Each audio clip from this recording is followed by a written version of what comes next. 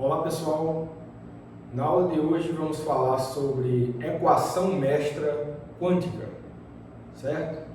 Bom, o estudo de equações mestras, na mecânica quântica, eles vêm estender o que a gente viu na aula passada para sistemas fechados, no caso sistemas com estado quântico qualquer evoluem de acordo com a equação de Schrödinger e consequentemente de acordo com a equação de von Neumann, tá? Mas aquela, como a gente viu, era uma evolução unitária, foi justamente a aula passada, era uma evolução unitária que serve exclusivamente por causa de sistemas fechados. E a ideia de equações mestras em mecânica quântica é fazer um procedimento parecido, tá? Encontrar um conjunto de equações diferenciais que descrevam os elementos da matriz de densidade em termos de equações diferenciais, sejam acopladas ou não, depende do tipo de problema que a gente está resolvendo. Então, nesse tipo de extensão para sistemas abertos, podem haver fenômenos como dissipação, decoerência, tá? Que essas coisas não são previstas quando a gente estuda sistemas quânticos fechados. No caso aberto é mais geral, então é isso que a gente quer ver agora. Como vocês já sabem, a gente já estudou bastante até sistemas quânticos abertos do ponto de vista de formalismo da soma de operadores, tá? Mas não era um estudo em que a gente se preocupava com a evolução temporal do estado do sistema. Foi um estudo baseado em análise estocástica do que iria acontecer com o sistema. A gente vai aqui se aproveitar daquele estudo para gerar um tipo de equação mestra, ou seja, preocupados agora com a evolução temporal para sistemas abertos. Tá? E o procedimento que a gente vai utilizar, vai ser usado para descrever uma dinâmica markoviana, tá? Aquela que vocês já devem saber, não depende de um passado remoto do sistema, ou seja, a evolução de um sistema a partir de um dado momento só depende do estado do sistema naquele momento, certo? Então, o procedimento que a gente vai fazer aqui é estudar, tentar descrever essa dinâmica em termos temporais para a matriz de densidade, para variações de tempos muito curtos, com base no formalismo da soma de operadores, tá? E a partir daí, se a gente impõe que a dinâmica é markoviana, a cada pequeno intervalo de tempo dt, a mesma evolução recomeça, o mesmo tipo de evolução recomeça. Então, com essa composição de evoluções em cada intervalo de tempo dt, a gente pode ter uma ideia de como o sistema vai se comportar para tempos finitos, tá? E quem vai dizer isso é justamente a equação mestra que a gente quer encontrar. A gente vai querer encontrar um tipo de equação mestra específico nessa aula de hoje, que é o tipo Lindblad, a equação de Lindblad, tá? Que ela leva em conta certos aspectos que eu já estou falando aqui para vocês. Ela descreve sistemas markovianos, tá? Ela quer garantir que a matriz de densidade se mantenha positiva a todo instante, tá? Que é o que a gente espera realmente de uma evolução livre de medidas, por exemplo, medidas quânticas, uma evolução num sistema submetido a um ambiente que pode dissipar, pode causar decoerência, e também uma evolução que preserve o traço da matriz de densidade, tá? Ou seja, quando livre de medidas também o traço unitário, o traço 1 da matriz de densidade é preservado no sentido de que a normalização do seu estado quântico é mantida, tá certo? Então vamos lá, vamos fazer esse estudo agora, tá? Então, equação mestra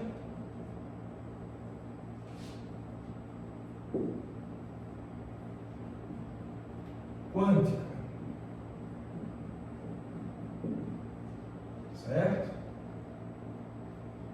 Então, como eu falei para vocês, a gente vai querer que a gente tenha uma evolução, acho que antes disso, que o sistema aberto, a gente vai estudar a dinâmica de um sistema aberto, tá? Sistemas abertos, evolução markoviana Tá? Tem que preservar a positividade da matriz de densidade e a gente quer preservar o traço.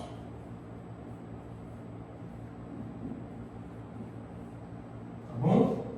Então, é isso que a gente quer fazer em resumo. Estudar sistemas quânticos abertos a partir de uma equação diferencial, que a gente está chamando de equação mestra, em que vai descrever a dinâmica, em princípio, de todos os elementos da matriz de densidades, estejam eles na diagonal principal ou não, tá?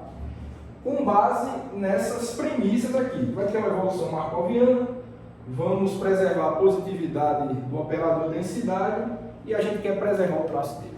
Tá? Então, esses são os ingredientes para a gente começar a buscar, a perseguir essa equação para descrever a dinâmica desse tipo de sistema com essa situação. Certo? Tá bom. Então, a gente começa da seguinte forma, né? Derivação, né? Derivação. Vamos aí derivar essa equação que a gente quer. Então, fazendo uma expansão de Taylor para o operador densidade, a gente vai ter o seguinte, ó, o operador densidade num tempo dt, certo? Ele vai ser igual a o operador densidade no tempo t igual a 0 mais um termo de primeira ordem aí do tempo, tá? Então, dρ dt para t igual a 0 dt, né? Mais um termo aqui de ordem quadrada em dt, tá certo? Então a gente vai assumir, digamos que a gente conheça o operador densidade do tempo t igual a 0, a gente diz que um tempo infinitesimal depois vai ter essa característica aí, tá certo? Vai ter essa cara matemática que a gente está escrevendo aí, em termos de uma expansão de t, tá? Eu vou chamar essa equação de equação número 1, certo? E o que a gente vai estabelecer agora é que a mudança nesse operador de densidade desse tempo t igual a 0 para o tempo dt se dá de acordo com o formalismo da soma de operadores que a gente já conhece, tá certo? Então, como é que a gente escreve isso, né? Então, temos também que, então a gente vai poder escrever o operador densidade no tempo dt, certo? Como sendo um somatório em K, como a gente já está acostumado a fazer, né? Um somatório em K de um operador do tipo E de K do tempo dt, tá? Aplicado em ρ no tempo 0, E de K adaga no tempo dt. Então, o que é que a gente está dizendo? Que no tempo dt depois, essa dinâmica é descrita através do formalismo da soma de operadores, com elementos da operação, ou seja, operadores de Krauss, específicos, que sirvam para descrever de fato essa dinâmica. Então, eles têm que depender do tempo dt, né? Então, eles vão ter uma cara específica de acordo com esse intervalo de tempo dt, certo? E eu vou chamar essa equação aí de equação número 2, tá? E o que é que a gente fisicamente, né, ou matematicamente, o que é que significa a gente dizer que no tempo dt tem essa cara da equação 2? Significa dizer, tá, que a gente quer preservar a positividade da matriz de densidade. Como a gente já estudou lá no formalismo da soma de operadores, né, uma transformação desse tipo preserva a positividade do operador densidade. Por isso que tem essa cara tão importante aí da equação 2. Então a gente está assumindo isso. Tá? Então, primeiro ingrediente, né? Tá? O primeiro ingrediente que a gente está utilizando é esse daqui. Né? Esse aqui que eu falei. Depois a gente vai utilizar esses outros dois em algum momento do cálculo. Tá certo?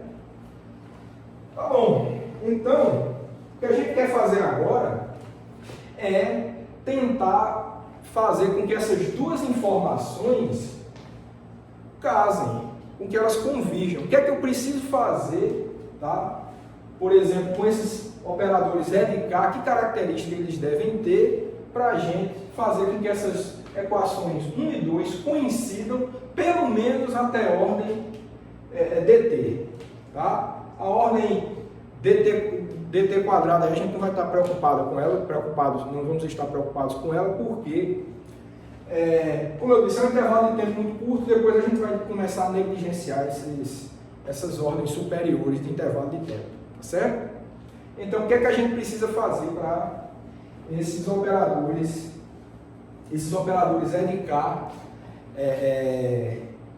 ficarem de acordo com essa suposição número 1? Então, para que 1 e 2, né, sejam satisfeitos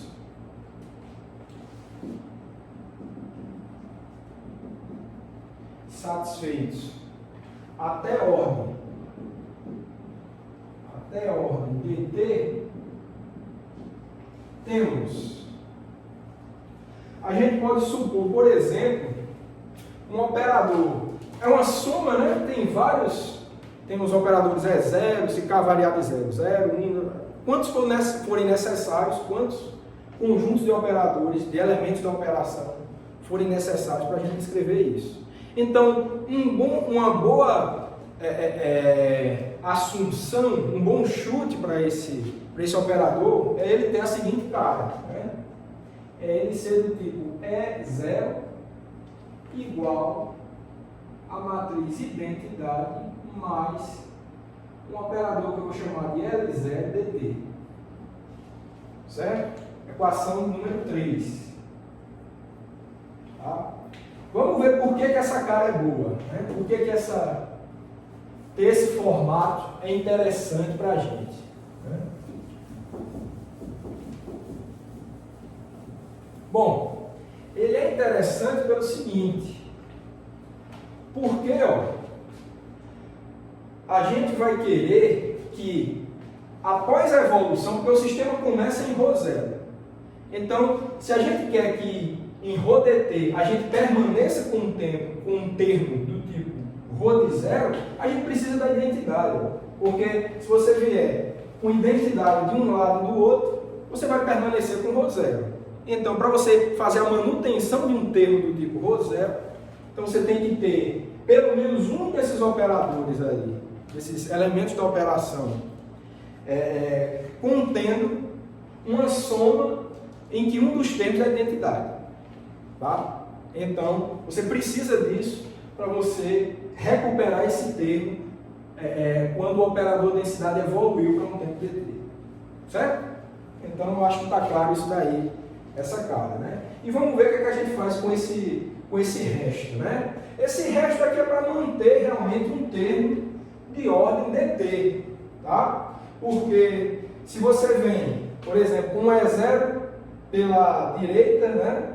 Aí você vem com identidade, você tem uma identidade que é para manter esse termo de zero que eu falei, mas se você vem com um termo também L0 dt, então você vem com identidade por um lado, L0 dt do outro, então você vai ter necessariamente um termo dependente de dt. E mesma coisa, você pode ter também, chegando com um L0 aqui pela esquerda, no caso aqui viria um L0 daga, né? Se você vem com L0 dt pela esquerda e vem com identidade pela direita, você vai ter isso também. Né? Então você vai ter outro termo de ordem dt. Então satisfaz o que a gente precisa aqui, que é ter elementos de ordem dt. Tá? Claro que também a gente vai ter um termo do tipo L0 dt de um lado, L0 daga dt do outro. mas vai ser um termo, vai ficar dt vezes dt quadrado, termos como esse a gente não vai estar preocupado, como eu já falei, só até ordem dt, certo? Então, eu acho que é só você botar um termo de soma como esse, com essa característica, que você percebe isso que eu estou falando, tá? É só fazer essa continha aí, tá bom? Ok, então, nesse caso, o que é que a gente tem? Neste caso, temos, perceba o que eu falei, ó. Se a gente tiver E0, ρ de 0, E0 d'água, ó, o que é que vai dar? Foi exatamente isso que eu estava falando, eu vou fazer a conta agora. Eu vou assumir um desses elementos da soma com essa cara, aí vai ficar assim, ó. Identidade, identidade, vai ficar ρ0, tá? Mais, vai ficar um termo aqui, L0, né? ρ de 0, dt, tá? Mais um termo do tipo ρ de 0, L0, a dt, mais um termo, o termo de ordem dt quadrado, certo? Então, essa vai ser a nossa equação número 4, certo? Então, vocês veem que satisfaz isso que a gente está querendo. Se a gente quer casar essas duas informações, essa é uma boa assunção, tá? É uma boa afirmativa, porque você preserva o seu termo de ρ de 0, do jeito que você queria, e você tem dois termos aqui, né? Que vão poder ser levados em conta com esse termo de dt que você tem aqui, né? E o que você tiver de ordem dt quadrado, acompanha aí também, tá bom? Porque a gente não vai estar preocupado com isso. Tá bom. Mas será que só tem isso, né? Então, por essa afirmação que a gente fez aqui, somente um termo nessa soma, né? Será que essa soma só vai ter um termo? Será que esse E0 somente é suficiente para descrever essa dinâmica? Né? A nossa experiência diz que não, até da aula passada, né? Se você tem uma representação de soma que só tem um termo, a gente já sabe que essa representação é justamente a transformação unitária. É só voltar na aula passada que você vê. Uma representação de soma com um termo só é uma transformação unitária. Se a gente está querendo algo que descreva dinâmica de sistemas abertos, essa soma vai ter que ter mais termos. É só voltar lá nas aulas de representação de soma de operadores que a gente tinha pelo menos dois elementos, dois termos aqui com a soma para descrever uma dinâmica de soma de operadores. Então, com isso a gente já está intuindo, né, que só um termo como esse daqui não vai ser suficiente se a gente quiser descrever uma dinâmica para sistema aberto, tá certo? Então a gente precisa de mais termos. E que outros termos a gente precisaria, né? Esse é um, a gente está satisfeito, já viu que é satisfatório. Será que tem outro tipo de cara, outro tipo de formato que esses operadores precisam ter para fazer com que essas duas equações casem, com que elas duas convirjam nas informações que elas possuem, né? Vamos ver isso agora, tá? Então, podemos também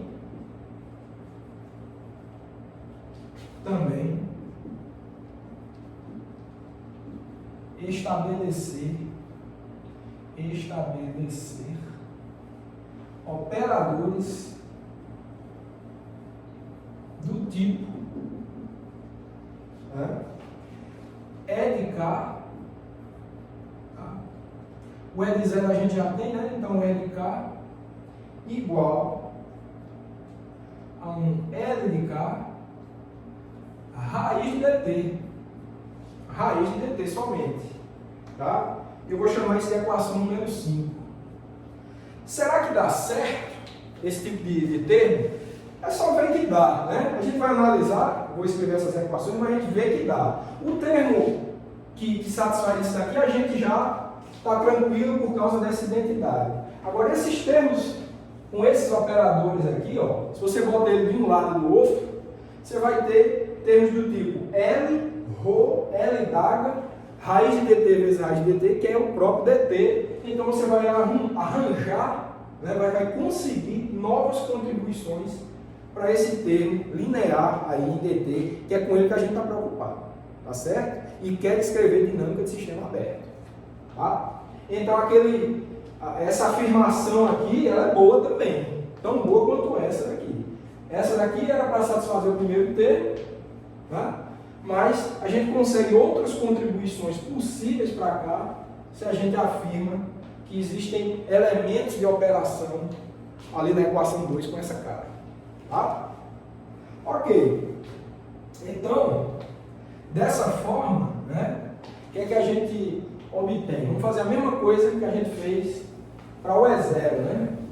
Qual vai ser o comportamento de EK desses E de K da equação 5 quando posto na equação 2? O que é que vai acontecer? Né? Então, o que vai acontecer é o seguinte.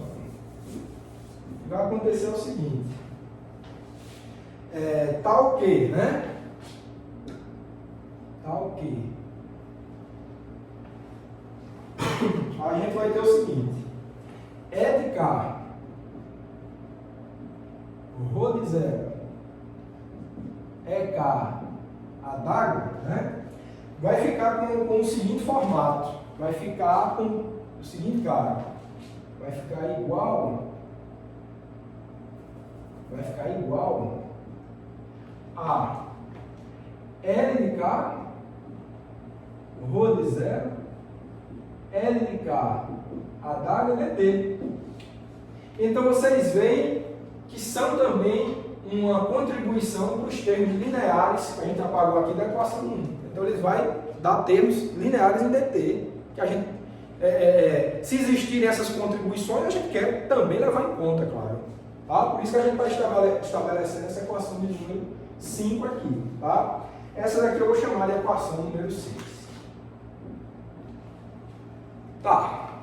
Ok, então, em princípio não tem mais nenhum tipo de elemento de operação, tá? de soma de operadores, para satisfazer isso que a gente está querendo. Conseguir outros termos lineares em dt, a gente está despreocupado em relação a dt quadrado, dt cubo. Então, somente esses dois tipos de operadores aqui vão dar conta do que a gente está precisando para esse caso aí de dinâmicas de tempos curtos, dt. Tá certo? Tá bom.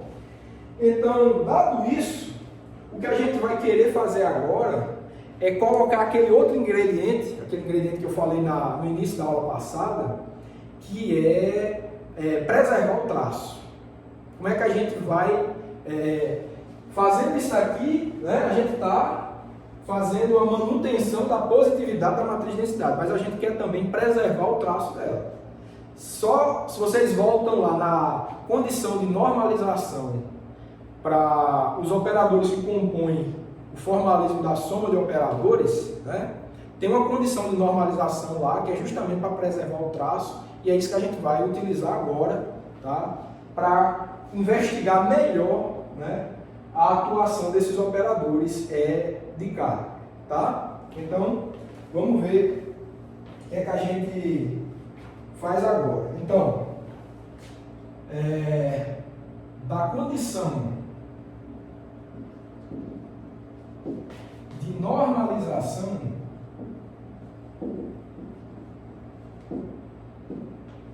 que é somatório em K, EK igual a identidade, tá?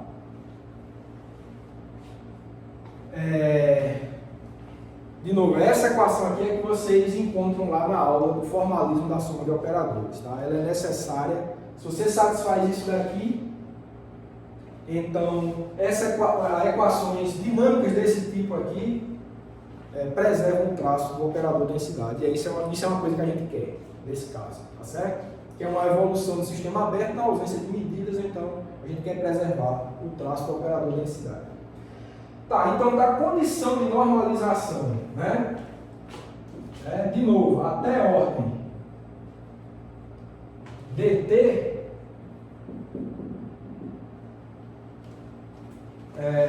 temos. O que é que a gente tem a partir disso daí? Tá? A gente vai ter o seguinte, ó, que a identidade, tá? Eu vou apagar aqui, tá, pessoal? Vou apagar logo aqui. Vamos ver o que é que a condição de normalização nos diz.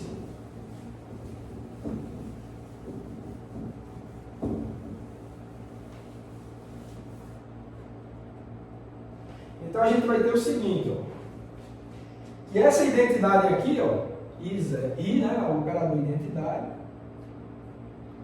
vai ser igual a essa soma, né? A gente tem termos do tipo E0, né?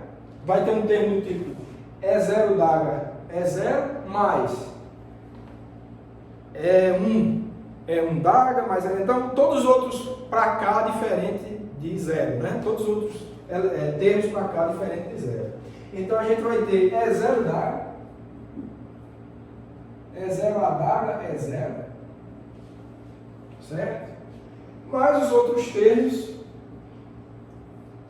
que é somatório em K maior ou igual a 1, E de K a d'H é K, tá certo? E essa equação a gente vai continuar desenvolvendo, tá? Para ver o que é que dá, né? Isso daqui vai ser igual aqui, né? Isso vai ser igual aqui. Olha, é só você voltar lá na equação para E0, deixa eu olhar o número dela aqui. A equação de E0 é a equação número 3, tá? Eu preciso que vocês olhem a cara dela para lembrar que eu apaguei, né? A equação número 3, e eu vou utilizar também a informação que a gente tem para E de K de acordo com a equação 5. Que eu quero escrever essa soma em termos daqueles operadores L, o L0 e os LKs, que a gente está definindo nas equações 3 e 5, tá certo? Então, com base nisso, com base nessas duas equações 3 e 5, a gente continua desenvolvendo essa equação ali embaixo da seguinte forma: isso vai ser igual a identidade, tá? Isso é a parte devida a E0, tá? Mais L0 mais L0 a d'H, tá? Isso tudo é devido ao termo E0, é esse termo aqui, ó.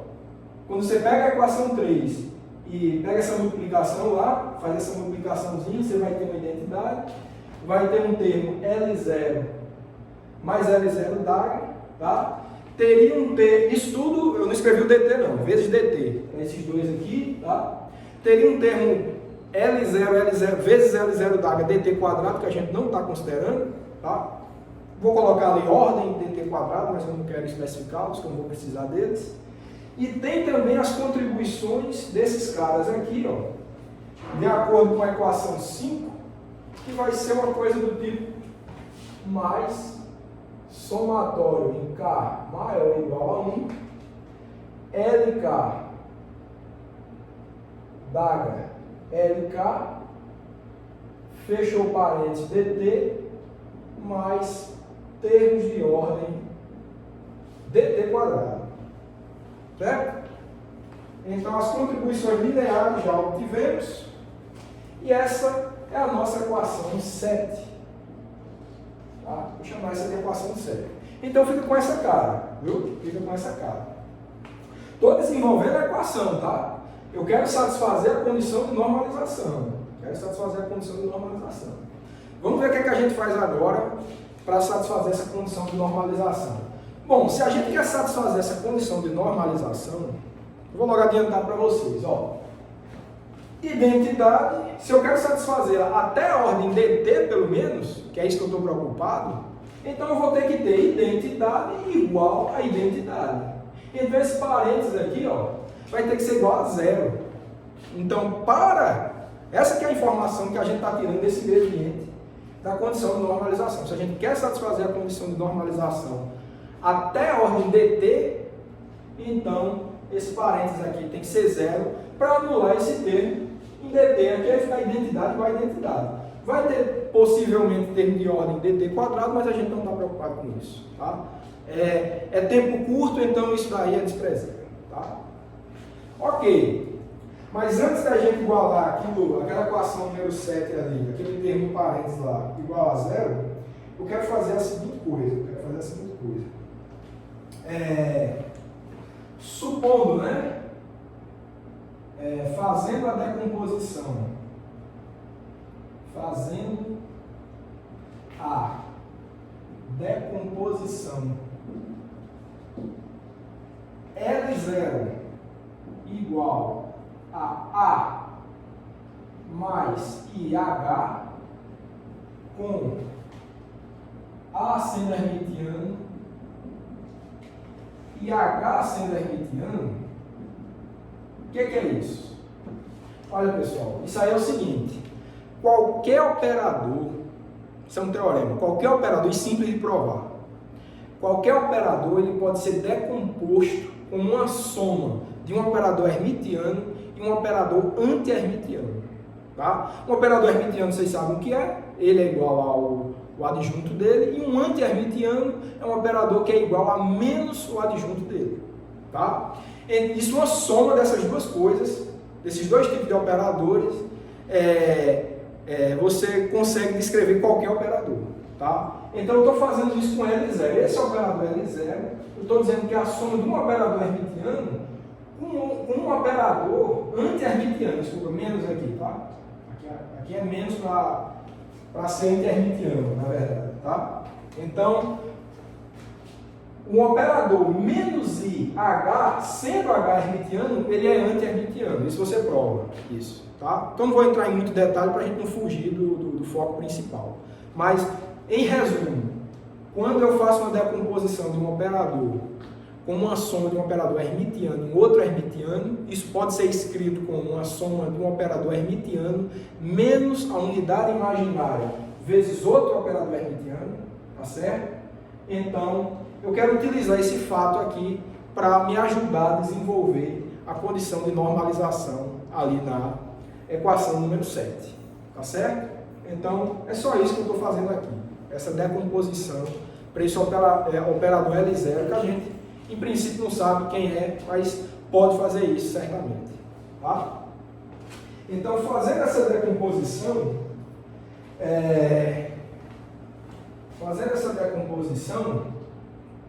temos que a condição de normalização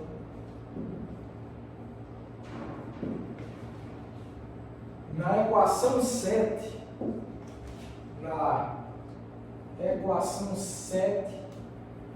nos dá, o que é que nos dá? Né? Vou apagar aqui.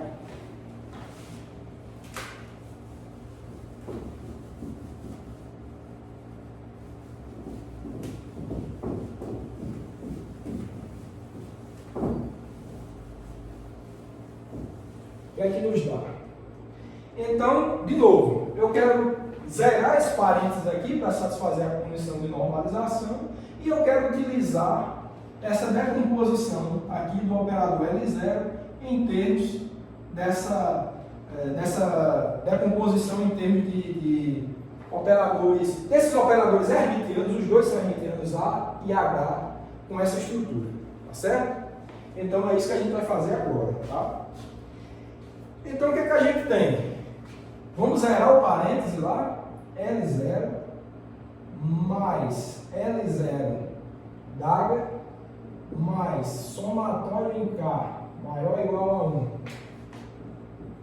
LK d'H LK, tudo isso igual a 0, para satisfazer a condição de normalização, tá? E agora vamos aproveitar essa estrutura aqui e ver no que é que dá.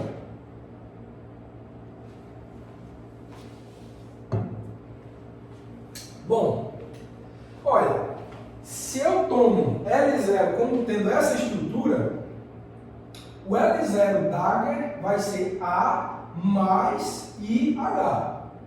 Tanto A como H são hermitianos, então quando for calcular L Dagger fica A, só muda o sinal da unidade imaginária aqui, vai ficar mais I. Tá? Então quando eu tenho lá L0 mais L0 Dagger, nessa soma aqui vai ficar 2A, 2 vezes A, porque o termo IH vai ficar menos IH mais IH vai cancelar, então vai ficar 2A. Então daqui a gente tem o seguinte, ó, que 2A vai ser igual a menos, né? Menos somatório em K maior ou igual a 1 L de K, L de K, L da L de K, certo? E isso nos dá que esse operador A, da decomposição nossa ali, ele vai ficar simplesmente menos 1/2 de somatório de K maior ou igual a 1 L de K Dagger L de K, certo? Então ficou com essa estrutura e a gente vai chamar essa aqui de equação 8, tá? Equação 8. Tá bom. A gente vai guardar essa equação número 8, vai usar ela adiante, certo? Mas, dadas essas informações aí, o que a gente vai querer fazer agora é jogar essas informações dentro da equação número 2, creio eu, que é aquela da soma de operadores. Deixa eu só conferir aqui na minha nota exatamente. A equação número 2 é só voltar no vídeo, tá? Que a gente escreve o elemento DT. Deixa eu só lembrar ela aqui, que vocês podem voltar aí no vídeo. A equação número 2, ela diz que isso, que a matriz de densidade no tempo DT ela é igual àquela estrutura do formalismo de soma de operadores. Então, somatório em K, D é de K, Rho é de K, a Dagger. Dados a forma desses elementos E de K, EK, que a gente está encontrando aí, a gente vai querer botar naquela equação e ver como é que fica aquele somatório da equação número 2. Tá? Então, a gente quer revisitar aquela equação número 2, dadas todas as informações que a gente já obteve a respeito dos operadores EK. Tá certo? Vamos fazer isso agora. Então, vamos lá. Então, revisitando agora, né? Revisitando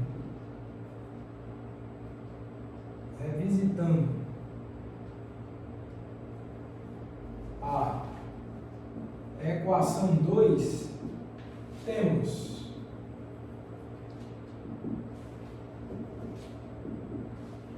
vou apagar aqui, tá? Vamos voltar lá para a equação 2 com tudo que a gente tem encontrado e ver como é que ela fica, né? Qual fica a cara dela.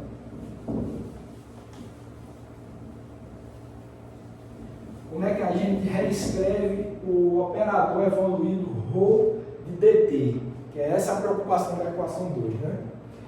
Então vai ficar assim, ó. Rho de DT vai ficar igual a E0, Rho de 0, E0 a Dagger, tá? Mais somatório de K maior ou igual a 1 EK, Rho de 0, EK Dagger. Tá? Lá era uma soma em K, mas eu só estou separando aqui porque é 0, então uma estrutura diferente, como a gente já sabe da dos outros operadores EK. Certo? Tá. E isso vai ficar como, né? Olha, o formato de L0 é esse aqui, ó. Então a gente vai substituir aqui, então vai ficar assim, ó, igual. Vai ficar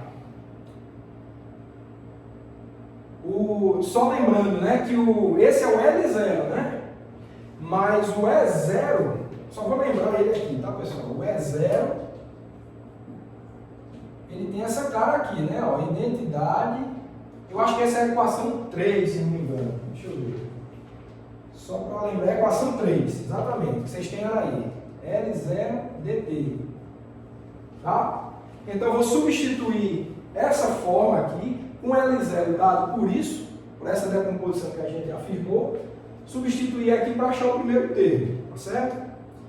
Então vai ficar assim, ó, igual, vai ter uma identidade dos dois lados, então vai ficar ρ de 0, mais, vai ficar um termo L0 de um lado, L0 dt de um lado com a identidade do outro, então vai ficar L0 de um lado vai ficar A menos IH, certo? Ρ0, ρ de 0 dt, tá bom?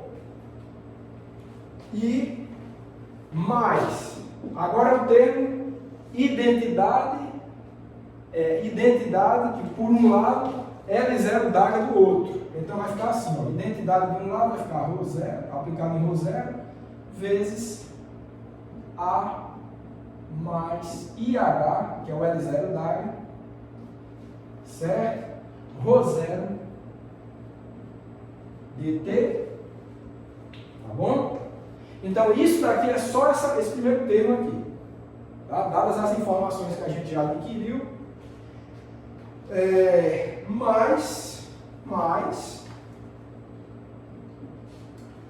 essa informação que a gente obteve aqui, que a gente já tem que, quando a gente aplicar EK de um lado, EK d'H do outro, vai ficar só LK de um lado, LK d'H do outro, vezes dt, né? Vezes dt. Porque o EK, só lembrando, é LK raiz de dt, então vai ficar dt do produto, tá? Então vai ficar uma soma para K maior ou igual a 1, tá?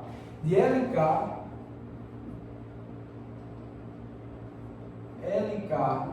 d'H, certo? Aliás, ρ0, né? ρ0, que aplica um de um lado outro do outro, né? Então vai ficar ρ0, LK, ρ0, ρ de 0, LK d'H, certo? E um termo dt também, né? Um termo de ordem dt. Vou apagar esse lembrete aqui, tá? Ver se está tudo em ordem. Certo, mas faltou só lembrar aqui, né? É bom só sempre lembrar que tem um termo de ordem dt quadrado, né? Mais um termo de ordem dt quadrado aqui. É sempre bom lembrar que tem, apesar da gente não estar preocupado com ele, tá certo? Tá bom? Então a gente fica com essa estrutura aí e vamos ver o que é que dá agora. Vamos continuar desenvolvendo isso, tá? Vamos continuar desenvolvendo esse cálculo.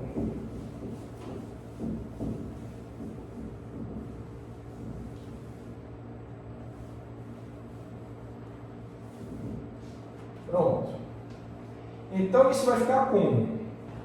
Vai ficar igual. A gente vai ter ρ de 0. Olha, eu vou fazer o seguinte, eu vou botar menos i aqui em evidência, eu vou olhar para esse termo aqui e para esse aqui, tá? Então vai ficar um termo, ó, tem um termo que é menos h ρ0 e tem outro termo mais h ρ0, ρ de 0. Então a gente pode escrever isso em termos de um comutador. Para esse vai ficar menos i comutador de h com ρ de 0. Certo? H com ρ de 0 mais, aí vamos para o termo que tem o A, né? Não estou botando nem o chapéuzinho dele aqui. O termo com A, ó, é A rho zero dt, né? Faltou o dt desse também, né? Estou esquecendo o dt. Mais A rho zero mais rho zero A. Isso é um anticomutador entre A e rho zero, tá? Então vai ficar assim, ó, mais um anticomutador de A com rho zero dt. Certo? Então, desses três termos aqui, a gente extrai isso e o outro permanece, né? O outro permanece, vai ficar mais somatório em K maior ou igual a 1, certo? LK, rho zero, LK d'H, dt, mais termos de ordem quadrada em dt, certo? Só ver se estamos indo bem. Estamos, tá? Então, só para dar uma melhorada nisso, eu acho que eu vou deixar assim mesmo, vou chamar essa daí de equação número 9, tá? Equação número 9. E agora, olha, o que a gente tem, lembrando que isso daqui é ρ de dt, tudo isso é ρ de dt. A gente encontrou esse resultado aqui para ρ de dt, dadas todos os ingredientes que a gente vem utilizando, né? Formalismo de soma de operador, condição de normalização, etc. Tudo que a gente, a decomposição para o L0, tudo isso nos deu a equação 9, que vem substituir a equação 2 para ρ de dt. Certo? Ok. Então, o que a gente pode fazer agora é o seguinte, ó, vamos estudar agora a taxa de variação. Lembrando que a gente quer encontrar uma equação diferencial, né? Então, vamos encontrar agora, vamos estudar a taxa de variação de ρ, da matriz de densidade de ρ, em função do tempo, para o tempo t igual a zero, tá? Vamos ver como é que fica isso. Então, isso nos dá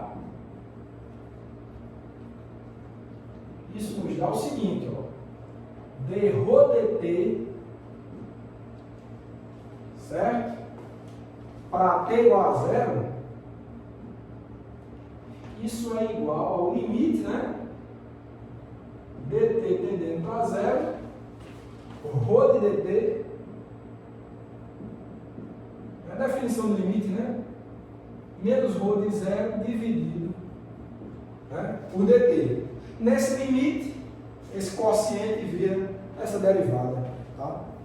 Então, vamos desenvolver isso agora, tá? Vamos desenvolver isso agora com base nessa equação número 9. Vamos lá.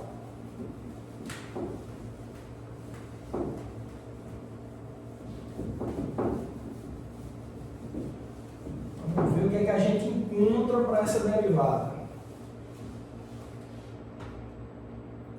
Então, isso nos fornece o seguinte. Isso nos fornece que dρ de t, né? dt t igual a zero vai ser igual a, olha, isso é o mesmo que esse quociente aqui, ó, ρ de t menos ρ de zero, isso daqui é ρ de t, tá? Então eu posso passar ρ de zero para o outro lado, então a gente tem esse numerador, tá? Que é exatamente igual a esse restante aqui, dividido por dt. Então vai ficar esses termos aqui, ó, em dt, que vão sumir os dt's, tá? Então vai ficar assim, ó, menos i h ρ de zero, sem dt agora, né? Mais anticomutador de A, ρ de zero, sem dt, mais somatório K maior ou igual a 1, LK, ρ de zero, LK d'H, certo? Sem dt também, tá? E agora sim, em termos de ordem, né? dt quadrado, tá? A gente está desprezando porque a gente está tomando o limite dt para zero. Então, ele e todos os subsequentes são desprezados. Tá certo? Então, ficamos com essa estrutura aí para essa taxa de variação, essa derivada.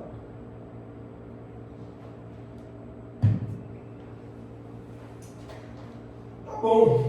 Então, a gente está quase chegando na equação mestra, tá? A gente só vai... Está faltando mais um ingrediente, que é aquela afirmação lá de que estamos tratando de uma dinâmica markoviana. Ainda falta esse ingrediente, tá? Não esqueci não. Vamos lá.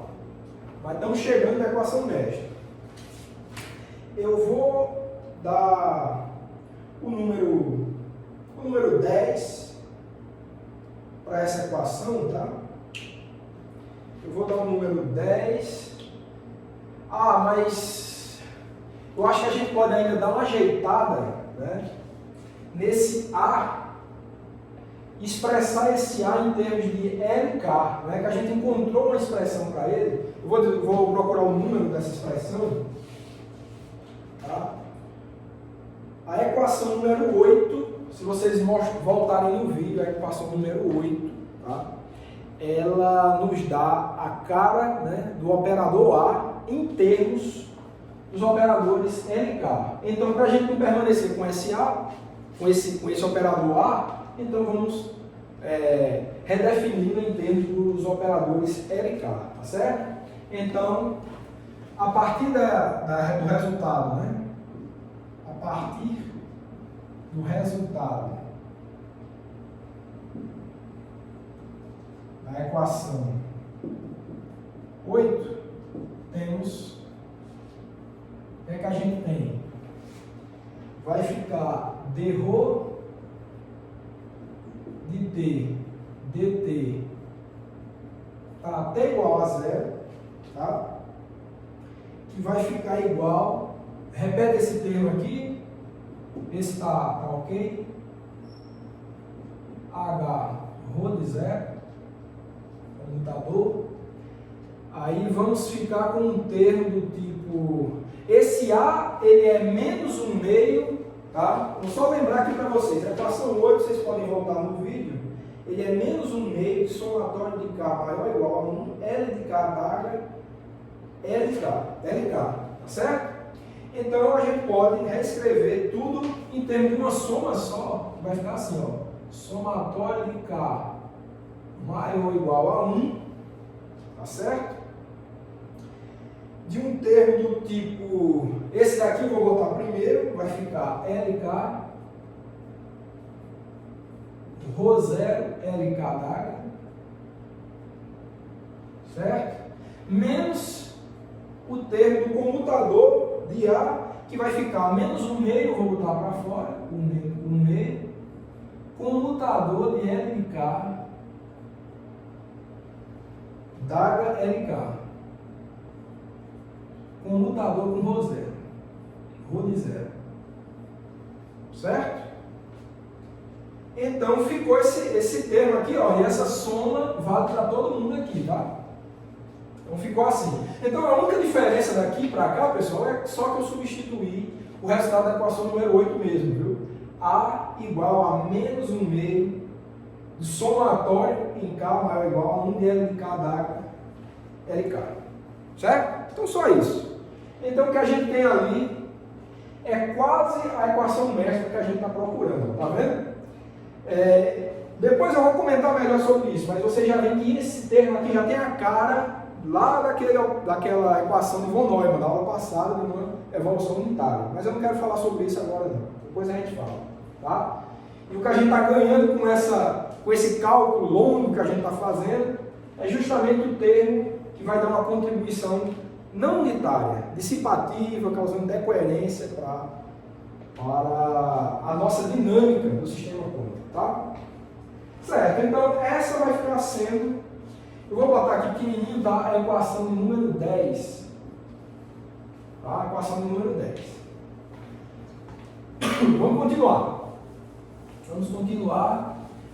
Estamos ajeitando tudo para a gente encontrar a forma fechada da equação mestra que a gente está procurando. Está quase lá, tá? Toda a cara dela já está ali, na equação 10. Vamos só ajeitar um pouco mais. Tá? Ok. Então, o que é que a gente precisa mais de afirmação? Olha, vamos fazer uma análise dimensional. Vamos fazer uma análise dimensional para essa equação 10. Ó, desse lado da igualdade, o que é que a gente tem? Derivada de ρ em função de t. ρ é uma matriz de densidade, né? Isso remete à probabilidade, então é adimensional. Se a taxa de variação temporal dela, então isso daqui, pessoal, tem unidade, tem dimensão do inverso de tempo. Inverso de tempo, mais nada. Só isso. Então, todos esses termos aqui tem que ter dimensão do inverso de tempo também. Tá certo?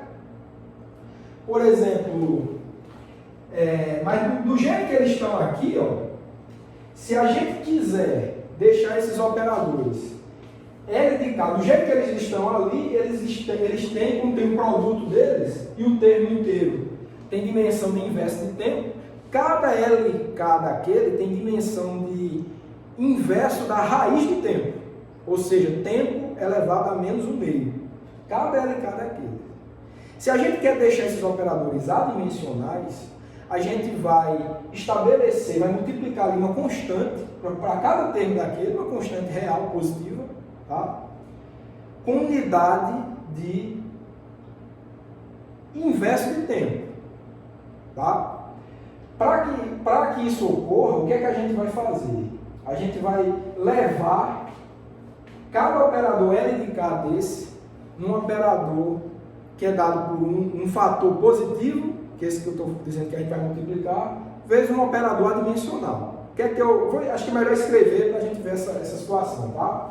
Então, para que os LK fiquem adimensionais, fazemos cada LK desse, a gente vai instituir um gama K LK, tá? Só vou fazer essa mudança, tá? Não tem problema nenhum, né? Você botar um fator positivo é um operador com a mesma estrutura, não tem problema nenhum.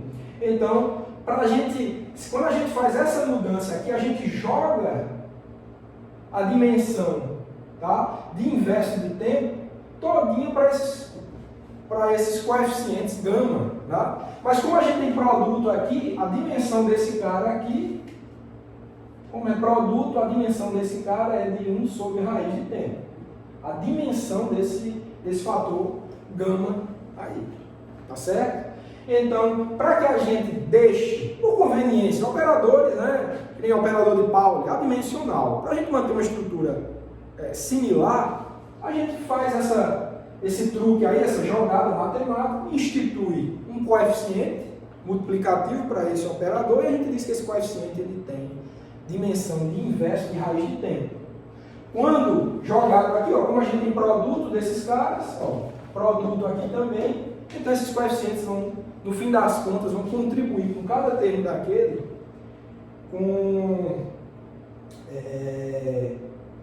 uma dimensão, vai deixar cada termo desse com uma dimensão de inverso de tempo para satisfazer a dimensionalidade aqui, tá? Só para ficar claro, eu acho que é uma raiz.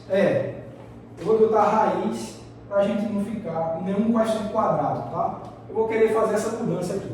Pronto. Para que o gama tenha inverso de tempo, tá? Eu vou fazer essa mudança para cada operador aqui. E quando você substituir de volta na equação, esses gama K vão ficar sem raiz e eles vão ter unidade de inverso de tempo. Então a raiz de gama K vai ter unidade de inverso de raiz de tempo. Pronto. Aí você, com esse truque, você deixa os operadores LK adimensionais. É para isso que a gente está fazendo isso. Tá bom? E outra coisa, e esse termo aqui que ninguém ainda falou nele, né? Sim, que ninguém falou nele. Lembra que eu disse que está com cara daquele termo de evolução unitária lá da equação de von Neumann da aula passada, e o que é que está faltando? Olha, do jeito que está aqui, de novo, esse termo ele tem que ter unidade necessariamente de inverso de tempo. Do jeito que está aqui, né, esse operador ρ ele não tem unidade de nada, né, adimensional. Então o H, do jeito que está aí, ele tem unidade de inverso de tempo. Se a gente divide, tá, institui também um coeficiente ali, né, e esse coeficiente a gente sabe muito bem quem é, que é o inverso da constante de Planck. Ali, o que é que acontece? A constante de Planck, pessoal, ela tem unidade de energia vezes tempo. Então, se a gente divide pela constante de Planck ali, tá? Para manter esse termo com a dimensão de inverso de tempo que ele tem que ter, o H vai ter que ter dimensão de energia, que aí fica energia dividido por energia vezes tempo, fica inverso de tempo. E aí satisfaz. Tá? Então, e qual é o operador que tem unidade de energia? É o hamiltoniano. Por isso que a interpretação fica perfeita com a analogia desse termo aqui, de fato, representando a transformação unitária do sistema, a evolução unitária do sistema sofre. Tá? Então, temos também, né, H que vai em H dividido por constante de Planck, tá? Porque se você deixa esse H somente dessa forma aqui, sem a constante de Planck, ele é um operador com unidade de inverso de tempo. Mas quando você divide pela constante de Planck, né, a constante de Planck, como eu já falei, tem unidade de ela sozinha, energia vezes tempo. Então, para ficar tudo inverso de tempo, então esse cara é energia dividido por energia vezes tempo, 1 sobre tempo, inverso de tempo, então fica tudo em ordem e a gente interpreta um operador com dimensão de energia como o hamiltoniano. Tem que ser ele, tá? Então, veja que pela análise dimensional a gente começa a interpretar as coisas. E com esse formato aqui, os LKs ficam adimensionais, como por exemplo as matrizes de Pauli, né, adimensionais. Certo? Ok.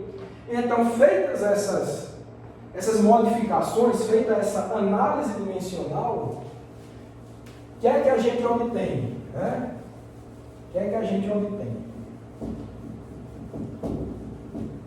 Vamos ver como é que fica a nossa equação diferencial ali, né? Número 10, como é que fica? Então, vai ficar assim, ó. Temos também isso. E só para finalizar, eu vou escrever logo a equação mestra agora, tá? O último elemento que estava faltando é a afirmação que estamos tratando na dinâmica markoviana. De novo, só lembrando, já falei no início da aula, vou falar de novo. A dinâmica markoviana, matematicamente, diz que a cada intervalo de tempo dt, a dinâmica recomeça, não depende mais nada do que você tinha anteriormente. Tá? É um processo cujo futuro depende somente do estado do sistema um tempo muito curto anterior. Tá certo? Então, se essa é aqui da equação 10, é a dinâmica que está descrevendo a evolução do sistema a partir de t igual a 0, para um tempo dt futuro, tá? A partir de dt, a gente vai dizer que a dinâmica é descrita da mesma forma e sempre, a cada intervalo de tempo dt, você recomeça a mesma dinâmica. Então, você não precisa mais dessa especificação que isso é válido somente no tempo t igual a 0. Qualquer tempo, você tem o mesmo tipo de dinâmica. Isso significa dizer que você está tratando de uma dinâmica markoviana. Você está estabelecendo isso. Então, se você estabelece que a dinâmica é markoviana, eu não preciso mais me ater à evolução a partir do tempo t igual a 0. Isso é válido para qualquer tempo. Tá certo? Então, colocando também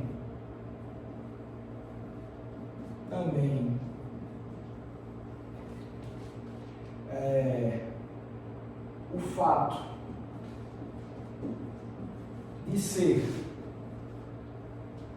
uma dinâmica markoviana,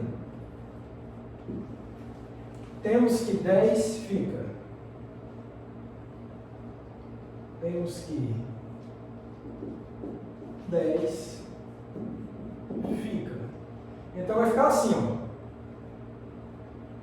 D rho de t dt vai ficar igual a menos I sobre H cortado, ó. Que a gente quer, se a gente quer interpretar esse cara como hamiltoniano, deixar ele com dimensão de energia, precisou dividir por H cortado, tá? O zero comutador, mais, vamos lá, vai ficar somatório em K maior ou igual a 1, tá? E agora vai ficar, nesses dois termos aqui, ó, vai ficar raiz de gama K vezes raiz de gama K. Então, para todos os termos, então o produto vai ficar gama K, então vai ficar assim, ó, gama K que multiplica LK, né? Rho zero, LK d'H, menos 1/2 de anticomutador, LK d'H, LK,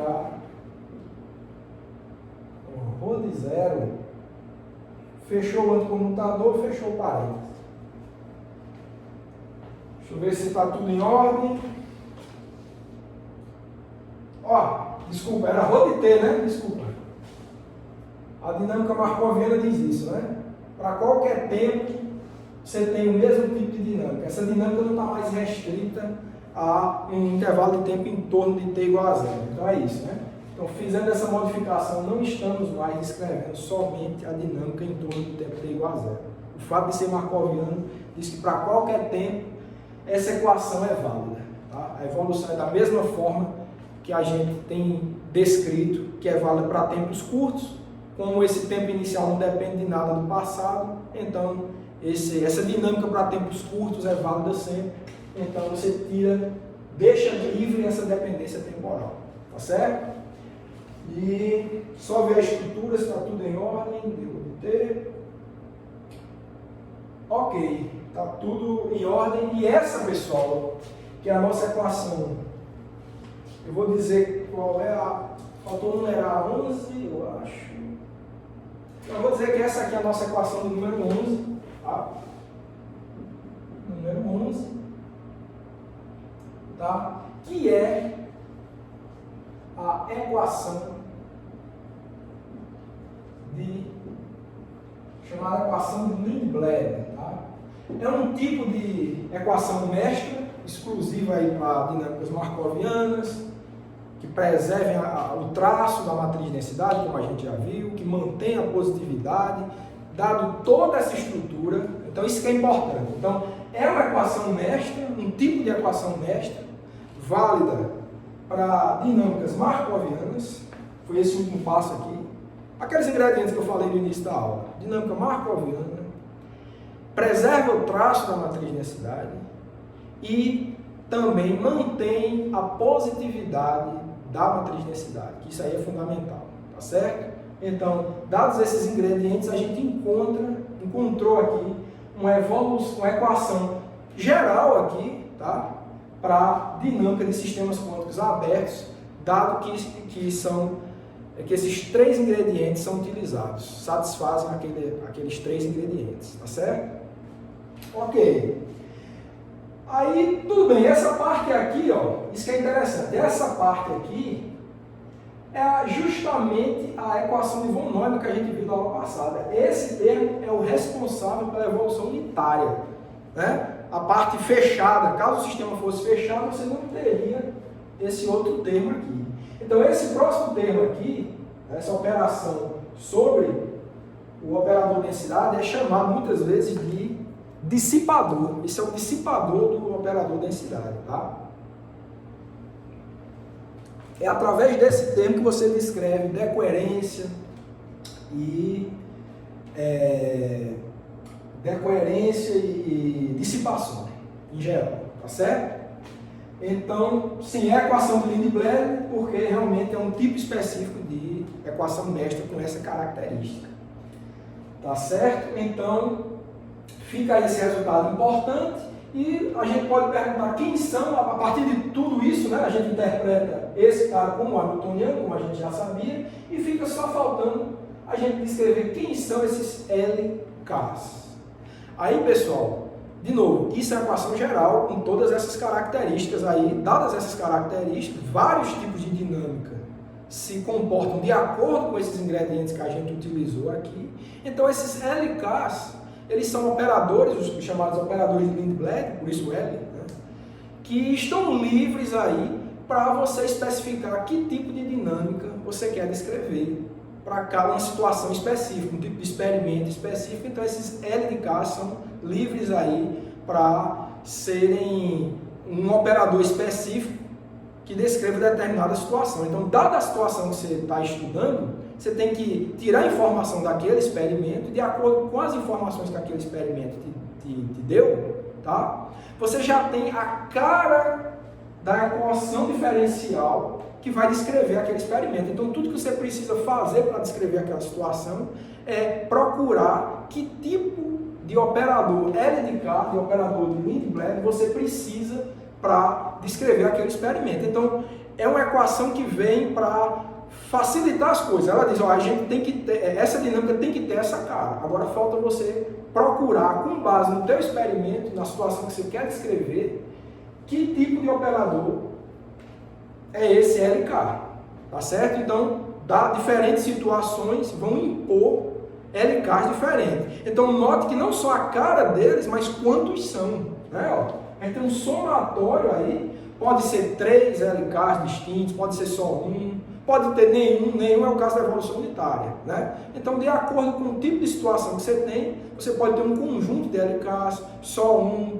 2, depende. Então, essa equação de Lindblad número 11, ela só está te descrevendo, está te dizendo que tipo de dinâmica esse sistema deve ter, desde que satisfaça aos ingredientes que a gente vem discutindo aqui, tá certo? Então, cabe a você encontrar quem é o LK que vai descrever aquela situação específica que você está estudando. Então, digamos, mais da metade do problema foi resolvido aí, mas daí para frente depende da situação, do tipo de dissipação, que tipo de ambiente está interferindo no teu sistema. Depende do tipo de sistema também, né? Até porque a dimensão desses LKs é a dimensão do espaço de Hilbert, do sistema quântico que você está tratando. Então depende de tudo isso. Então essa investigação de quem são esses caras vem a partir do quanto que você conhece a situação física do experimento que você está analisando. Tá bom? Então, resultado importantíssimo, tá, pessoal? Equação de Lindblad. Muita gente ainda faz pesquisa com esse tipo de coisa, estudando dinâmicas quânticas de sistemas abertos aí. Tem muita gente trabalhando com esse tipo de coisa, na química também. Então, é um resultado importante, tá bom? Ok, então, o que a gente quer fazer agora é ver um exemplo simples de aplicação, importante, depois desse cálculo inteiro. Eu acho importante a gente saber de onde vem essa equação, para a gente saber que ingredientes ela contém e que tipo de situação ela pode descrever. O cálculo foi longo, é verdade, tá? Talvez alguns passos tenham se perdido, mas eu acho que o importante é a gente saber quais ingredientes a gente utilizou para ter esse resultado final e como utilizá-lo, importante também. E o que a gente vai fazer agora é aplicar uma situação bem simples, tá? De um tipo de dinâmica bem interessante para qubit, claro, é o tipo de sistema mais simples, como eu sempre venho falando, e vamos aplicar isso para a gente, de uma forma que a gente consiga resolver de maneira fácil matematicamente, tá certo? Vamos lá. Esse exemplo agora.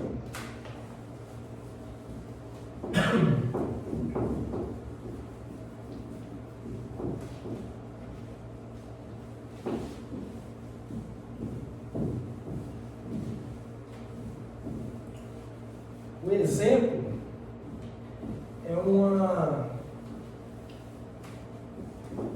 é um tipo de transformação não unitária que um qubit pode sofrer, que a gente não descreveu quando viu formalismo de soma de operadores. Quando a gente estudou formalismo de soma de operadores, se eu não me engano, os exemplos que a gente viu foram despolarização, foi o canal inversão de bit e o amortecimento de amplitude, tá certo? Tem também o canal amortecimento de fase, que é esse que a gente vai estudar aqui. A gente pode estudá-lo com base no formalismo de soma de operadores, não fez naquela ocasião, então vamos fazer agora para o caso do estudo da equação mestra, da equação de Dirichlet, tá certo? Lembrando, diferentemente do caso do formalismo de soma de operadores, a gente tem aqui uma evolução explicitamente dada em função do tempo, tá certo? Então é isso que a gente vai fazer agora. Então, exemplo.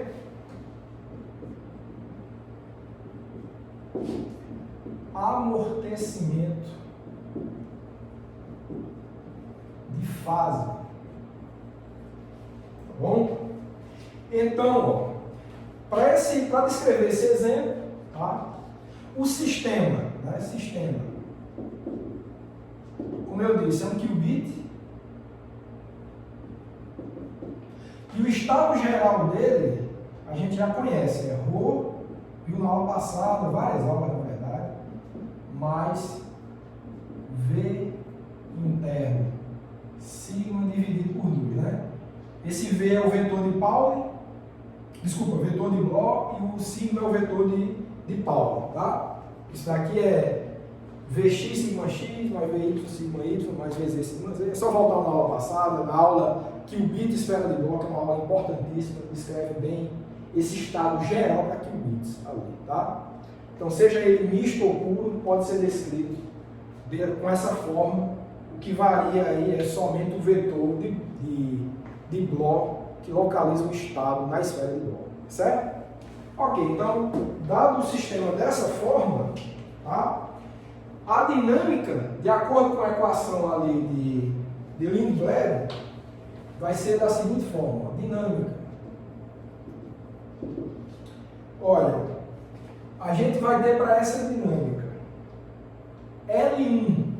Note que a gente desapareceu, tá pessoal? Eu acho que eles faltou comentar isso. A gente desapareceu com aquele operador L0, né?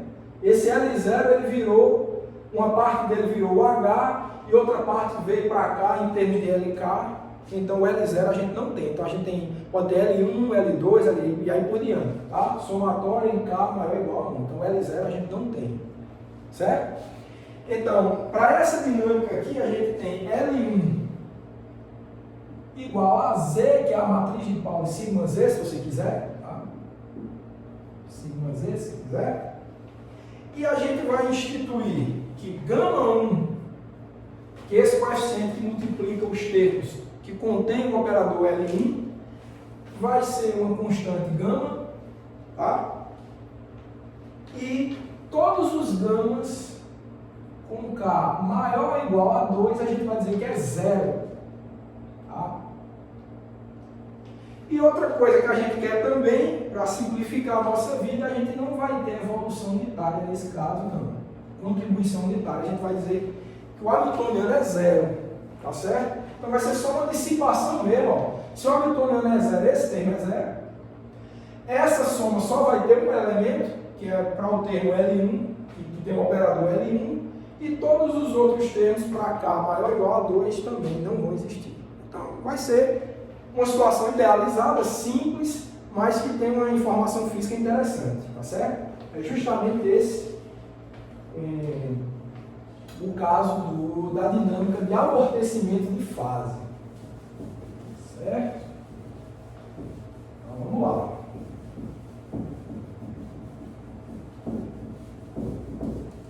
Então, se a gente substitui essas informações na equação mestra, que é essa equação 11, a gente fica com o seguinte, né? Então, assim, a equação 11 nos dá. Vai ficar o seguinte, ó. d ρ de t dt, certo? Vai ficar igual, ó, de novo, esse primeiro termo não tem, essa soma só vai ter um termo que é gama, que multiplica. O termo é o operador Z de Pauli, né? Então vai ficar Z rho de T, né? Vou deixar só rho mesmo, tá? Bom, enfim, rho de T. Esse Z aqui é L d'H, seria Z d'H mais o operador de Pauli sigma Z hermitiano, então vai ficar o próprio Z, menos, aí vai ficar 1/2, aí comutador, olha, eu vou botar aqui, viu? Vou colocar aqui, anticomutador de Z d'H Z, né? Rho de T, o que é isso, né? Rho d'H Z d'H é o próprio Z, né? Que é hermitiano. E o produto de duas matrizes de Pauli, sigma Z, né? É a identidade. Tá? Então, se a identidade vai ser, o anticomutador vai ser ρ mais ρ. É só calcular o anticomutador, né? Com a identidade não vai contribuir com nada. Então, isso daqui vai ficar assim, ó. d ρ dt igual a gama Z ρ Z menos 1/2 que multiplica ρ mais ρ, que é 2 vezes ρ, corta com 1/2, então vai ficar somente ρ. Certo? Vai ficar com essa estrutura. E eu vou chamar essa equação aqui de equação 12. Tá? Aliás, eu vou chamar essa de 12 e vou chamar essa de 13. Tá? E essa de 13. E agora é o seguinte, né? É só calcular tudo isso, tá, pessoal? Com base nessa equação 12 aqui. Então, substituindo, vou fazer mais rápido, tá? Substituindo 12 em 13, temos, tá? Se a gente substituir 12 em 13, o que é que a gente vai ter? d ρ dt é para derivar essa equação em função do tempo, esse termo é constante, tá? Vai ficar somente V ponto, né? Vai ficar V ponto sigma sobre 2, tá certo? A derivada desse termo em função do tempo vai dar isso. Então, o cálculo vai ficar o seguinte, ó. Vai ficar igual. Eu vou deixar para vocês fazerem essa conta, tá? Mas é rapidinho isso, é rapidinho. Vai ficar 1/2, tá? De Vx ponto sigma x, né? Eu estou botando essa notação, né? X mais Vy ponto mais Vz ponto z, tá certo? Essa parte aqui é a derivada de ρ dt, tá? Esse termo não tem, vai a zero, né? Pela derivada. Então, o que é esse termo aqui? É 1/2 do vetor V ponto produto interno com sigma, que dá isso aqui, com vetor sigma, dá isso, direto, tá? Isso daí vai ser igual, aí vocês calculam esse lado, tá?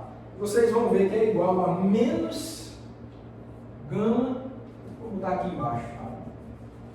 Isso é igual menos gama que multiplica Vxx mais Vy. Tá? Vou deixar essa continha para vocês fazerem. É só substituir aqui, ó. Pega ρ com essa característica, né? Faz Z de um lado, Z do outro, tá? Expande esse produto interno aqui, faz Z de um lado, Z do outro, subtrai o próprio ρ, então vocês vão ver que vai ficar somente isso daqui, tá? Continha bem simples, vou deixar de exercício aí para vocês. Utilizam as propriedades das matrizes de Pauli. Bem simples, a gente chega nesse resultado aí, tá? Tá bom, então, foi a utilização da equação de Dirichlet, que eu vou apagar aqui, para essa situação específica aqui, tá? Vamos lá, deixa eu apagar aqui para a gente continuar e ver o que é que acontece com essa dinâmica. Lembrando que a dinâmica aí está sendo dada em termos das componentes Vx, Vy e Vz do vetor de bloco, certo? Então, a partir daqui, o que é que a gente tem? A gente vai ter, ó, a partir dessa igualdade aqui, ó, ficou simples, né? A gente vai fazer uma igualdade em termos desses coeficientes das matrizes de Pauli, né? Então, vai ficar assim, ó. A gente vai ter três equações, ó. Para Vx, vai ficar assim, ó. Vx ponto igual a menos. Esse 2 aqui vai subir para cá, vai ficar 2 gama Vx, tá? Vy vai ficar parecido, ó. Vy ponto igual a menos 2 vezes gama, ó, que o 2 que vem aqui multiplica para cá, menos 2 gama Vy, e Vz ponto igual a zero, né? Vz ponto igual a zero porque não tem um termo multiplicativo da matriz de Pauli sigma Z, da matriz de Pauli Z ali. Então, esse caso vai ficar trivial aqui, né? Então, as soluções disso daqui, pessoal, são muito simples, né? Facílimas de resolver. Vai dar o quê? Vx de t igual a exponencial de menos 2 gama t, Vy de t, mesma cara, exponencial de menos 2 gama t. Lembrando que esses gamas, eles são positivos, né? Não são caras com dimensão de inverso de tempo, então são positivos. Então, necessariamente aquelas são equações de decaimento de fato. Tá? E Vz de t igual, se é zero não varia no tempo, então igual a Vz, zero, tá? Ah, acho que eu estou esquecendo o coeficiente dele, né? Deixa eu colocar aqui embaixo. Fica muito apertado aqui. Ficou muito apertado. Deixa eu colocar aqui embaixo, tá? As soluções, né? Soluções, é melhor. Soluções. Vai ficar assim, ó. Vx de t. Estava esquecendo esse coeficiente aqui, ó. Vx de zero. Exponencial de menos 2 gama t. Vy de t igual a Vy de zero. Exponencial de menos 2 gama t. E Vz de t igual a Vz de zero. Pronto, essas são as soluções, tá? De decaimento. Tá bom? Então, ficam com essa estrutura aí. As soluções, tá? Para as componentes do vetor de Bloch, tá? Devido a essa dinâmica, tá? Então, tanto as componentes Vx e Vy, elas têm um decaimento exponencial, a única que não varia é a componente, a projeção Z do vetor de Bloch, tá certo? O que é que isso significa fisicamente? Vamos ver isso agora, tá? Eu vou apagar aqui, tá, pessoal? Aqui no meio, só para a gente lembrar a dinâmica, qual é que é o amortecimento de fase, tá? Eu vou apagar aqui no meio para a gente descrever essa evolução, essa dissipação em termos geométricos aí na representação da esfera de Bloch, tá certo? Então vai ficar assim. Vou apagar aqui no meio, tá?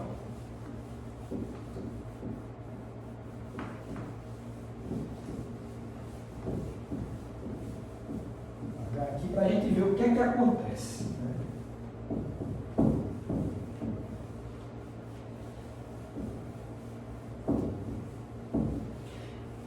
Vamos lá. Então, representação, né? Representação na esfera de Bloch.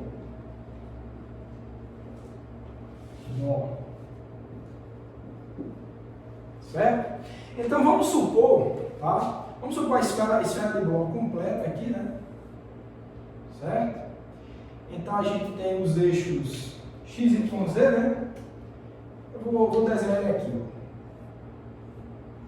Ó. Aqui para cima você tem Z, aqui você tem X e aqui você tem Y, tá? Se é essa situação, nesse polo aqui a gente tem o estado zero, né? O Z+, não está Z+, aqui, né? Z+, e nesse estado aqui você tem o Z-, porque o bit, ou 0 e 1 se você quisesse, tá? Então, olha, como a gente sabe, se o estado for puro, ele está localizado na superfície da esfera de Bloch, tá certo? Superposições aqui, ó, você tem nesse estado aqui, tá? Nesse equador aqui da esfera de Bloch, vocês sabem, né? A gente tem as superposições, né, com igual amplitude e probabilidade de ser encontrado em Z+, e em Z-, né? Mas, né, então, o vetor de Bloch, V, né, ele é um cara que está por aí, né? Se ele for puro, a ponta dele está na superfície. Se ele for misto, ele é um vetor menorzinho. Se ele for completamente misto, ele é só um ponto no centro da esfera, né? Mas a dinâmica, de acordo com isso daqui, ó, se ele está dizendo que as componentes x e y do vetor de Bloch encolhem exponencialmente e de forma irreversível, de acordo com essa dinâmica, só encolhem, e com a componente z não acontece nada, é porque essa esfera aqui, possível, de possibilidades, ela vai encolher na forma de um elipsoide, tá? Mantendo somente a estrutura ao longo do eixo Z. Então a dinâmica, tá? A dinâmica desse amortecimento de fase, tá? Vai ser uma dinâmica desse tipo aqui, ó. Você vai ter no final das contas um elipsoide, os estados Z+, e Z- estão mantidos aqui, tá?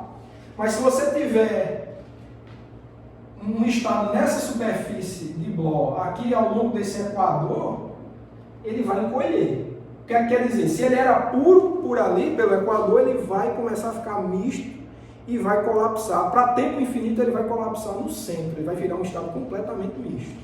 Nada vai acontecer somente se o estado estiver ao longo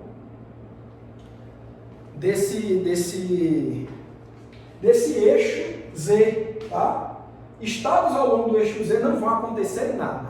Não vai ocorrer dissipação, não vai ocorrer decoerência nenhuma. Agora, se ele estiver em qualquer outro lugar fora do eixo, ele vai sofrer um encolhimento em direção ao eixo Z, tá?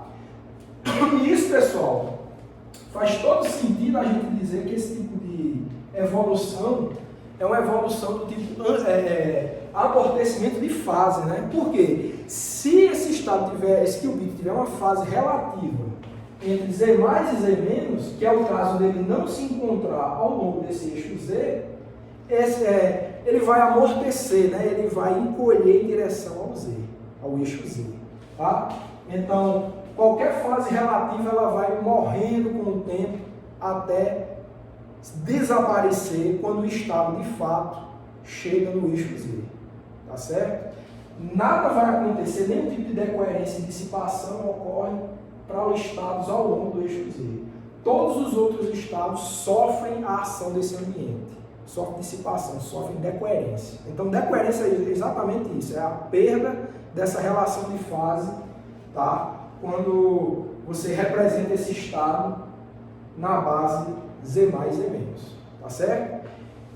Então, bom, isso é um tipo de situação que a gente, de maneira parecida, a gente descreveu quando estudou o formalismo da soma de operadores, mas aqui a gente está vendo uma dependência temporal, né? Explicitou em termos de uma dependência temporal para a evolução do estado, né? da matriz de densidade, do qubit, tá certo? E como vocês veem isso, de acordo com esse modelo simples, né? Que é um caso bem particular, bem simplificado de aplicação da equação de Lindblad, que a gente estudou, tá certo? A gente vê a atuação da decoerência, da dissipação no sistema, tá certo? E de forma irreversível, né? Então a gente vê até conceitos importantes na física, que é o conceito de irreversibilidade, a gente está acessando esse tipo de conceito com esse modelinho simples porque a gente utilizou um argumento muito forte, uma ferramenta muito poderosa, que foi a equação de Lindblad, tá? Mas, repito, esse foi um exemplo bastante simplificado, para a gente aprender, saber para que serve a equação de Lindblad, mas, como eu já disse, existem pesquisas atualmente, investigando situações bem mais complexas do que essa, atacando a equação de Lindblad, procurando que operadores de Lindblad LK utilizar para determinada situação física para descrever a dinâmica de sistemas quânticos abertos de maneira eficiente, explicitamente em função do tempo, como foi feito aqui, tá? Vou dar até o número da equação 13, né? Acaba esse resultado aqui. Tá certo? Então, tem muita pesquisa nesse sentido, porque nessa era nossa da tecnologia quântica, é inevitável a ação do ambiente e a gente precisa descrever muito bem como é que esse ambiente está interferindo nessas tecnologias quânticas que hoje estão sendo desenvolvidas, tá bom? Então eu espero que vocês tenham aproveitado a aula de hoje, que eu vou encerrar nesse ponto.